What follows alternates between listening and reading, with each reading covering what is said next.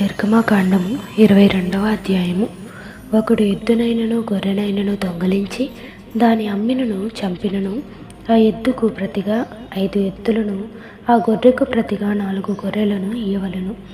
దొంగ కన్నము వేయుచుండగా వాడు దొరికి చచ్చునట్లు కొట్టబడిన ఎడల అందువలన రక్తాపరాధం ఉండదు.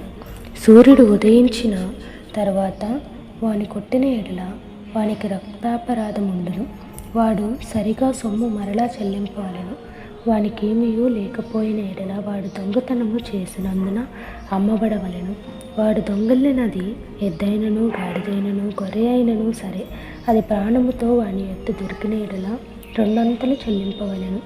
ఒకడు చేనునైనను ద్రాక్ష తోటనైనను మేపుటకు తన పశువును విడిపించగా ఆ పశువు వేరొకని చేను మేసిన ఎడల అతడు తన చేనులోని మంచిదియు ద్రాక్ష తోటలోని మంచిదియు దానికి ప్రతిగా ఇయ్యవలెను.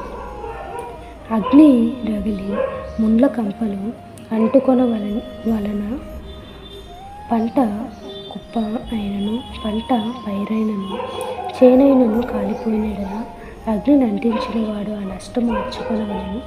ఒకడు సొమ్మైనను సామానైనను జాగ్రత్త పెట్టుటకు తన పొరుగువానికి అప్పగించినప్పుడు అది ఆ మనుషుని ఇంట నుండి దొంగలింపబడి ఆ దొంగ దొరికిన ఎడల వాడు దానికి 2 అంతలు అచ్చుకొనవలెను. ఆ దొంగ దొరకని ఎడల ఆ ఇంటి యజమానుడు తన పొరుగువాని పదార్థములను తీసుకొనెనో లేదో పరిష్కారమగుటకై దేవుని యొద్దకు రావలెను.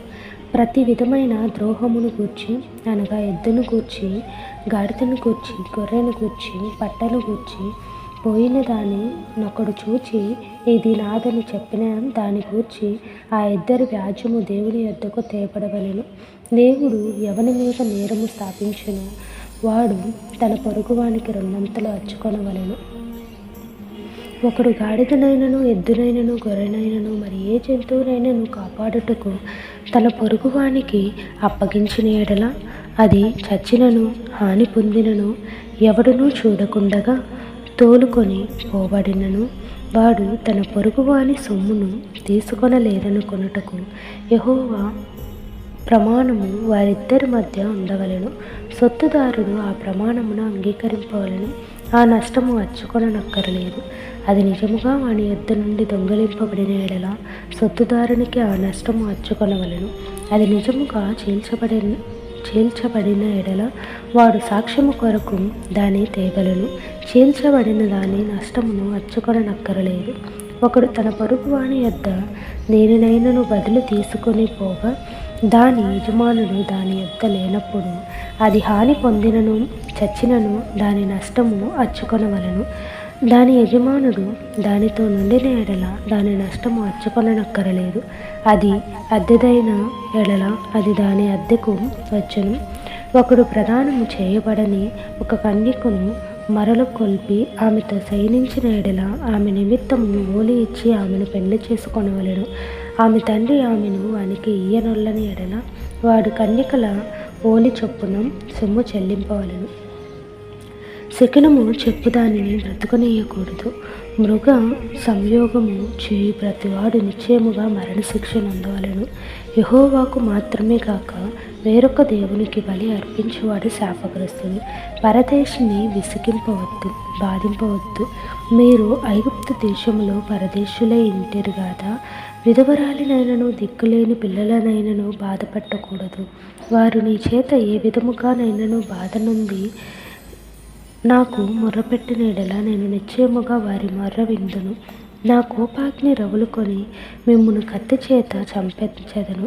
మీ భార్యలు విధవరాండ్రగుదురు, మీ పిల్లలు దిక్కులేని వారగుదురు. నా ప్రజలలోని ఎత్తు నుండి ఒక బీదను వానికి సొమ్ము అప్పించిన ఎడల వడ్డీకిచ్చి వాని వలె వాని ఎడల జరిగింపకూడదు, వానికి వడ్డీ కట్టకూడదు.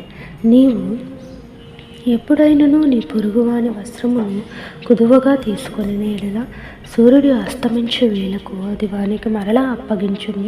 వాడు కప్పుకొనినది అది వాని దేహమును వస్త్రమును. వాడు మరి ఏమి కప్పుకొని పండుకొనును. నేను దయగలవాడను, వాడు నాకు మొర్రపెట్టిన ఎడల నేను విందును. నీవు దేవుని నిందింపకూడదు. నీ ప్రజలలో అధికారిని శపింపకూడదు.